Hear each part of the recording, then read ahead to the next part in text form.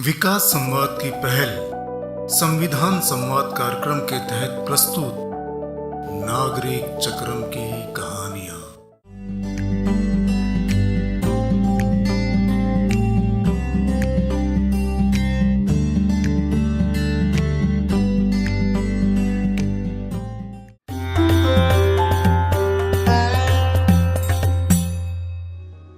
जब भी चक्रम देश का नक्शा देखता तब उसे उसमें केवल प्रदेशों की सीमाएं नहीं दिखती, उसे देश के नक्शे में हजारों लाखों सीमा रेखाएं दिखती। ये सीमाएं थीं आर्थिक विभाजन की, सामाजिक विभाजन की, लैंगिक विभाजन की, भौगोलिक विभाजन की। लेकिन उसने अपने गांव में विभाजन की सीमा रेखा को पहचाना और उसे मिटाने के लिए न्यायपालिका का रुख किया। कैसे? सुनिए कहानी नागरिक चक्रम की। चक्रम के दोस्तों का एक समूह था। इसका नाम था हल्ला बोल। 12 दोस्तों के इस समूह में केतकी, रुचिका, अक्रम और सौरभ सब शामिल थे। इनके बीच कहीं कोई भेदभाव या विभाजन न था। हंसना, खेलना, लड़ना सब साथ साथ चलता था। हल्ला बोल रविवार को खेलने के लिए बस्ती के बाहर मैदान में जाता। अप्रैल का दूसरा रविवार था। हवा में गर्मी बढ़ गई थी। हल्ला बोल ने सोचा कि सुबह खेलने के लिए जल्दी जाएंगे और दिन में बरगद और पीपल के पेड़ों के नीचे पड़े रहेंगे। चुपचाप लेटे रहना भी गतिविधियों का हिस्सा ही तो है। यह खुद को खुद से जोड़ने में मदद करता है। जमीन पर यूं ही लेटे रहना, दिमाग को बिना किसी निर्देश के खुला छोड़ देना, किसी भी लक्ष्य, दौड़ या प्रतिस्पर्धा से परे हो जाना, यह हार जीत से इतर होने की अवस्था होती है। इस रविवार को राकेश और समीरा नहीं आए। उनके बिना बाकियों का भी मन नहीं लगा। हल्ला बोल के सदस्यों ने तय किया कि दोनों के घर जाते हैं। वे पहले राकेश और फिर समीरा के घर गए। पता चला कि उनकी बस्ती में लगा हुआ हैंडपंप सूख गया है। अक्सर यही होता है।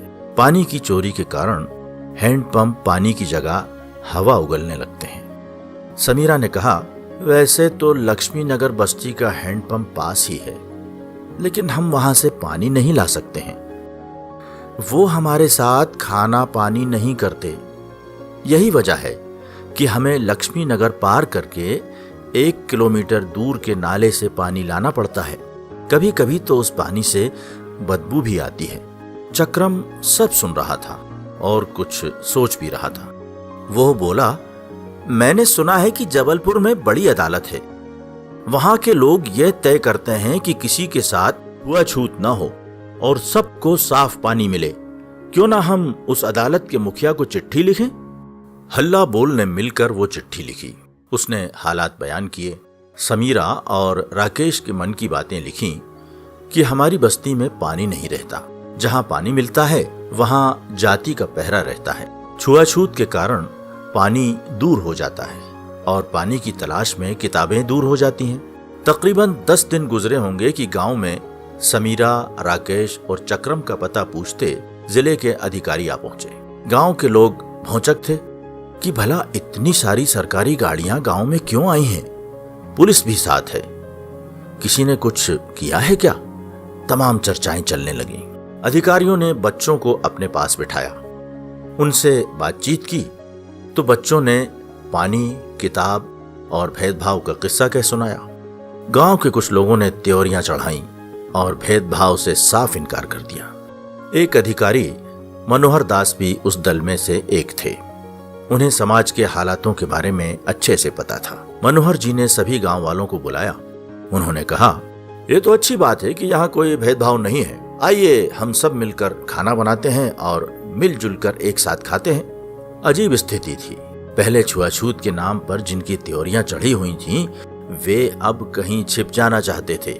ये सब देख सुनकर समीरा मुस्कुरा रही थी। सबके घर से खाने का कुछ कुछ सामान मंगाया गया। तय हुआ कि सब मिलकर खाना पकाएंगे। देश और मन को जोड़ने के लिए जाति की सरहद को तोड़ना जरूरी है।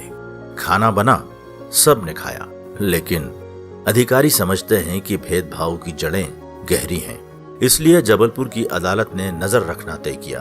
अब समीरा और राकेश की बस्ती में नया हैंडपंप लग गया था।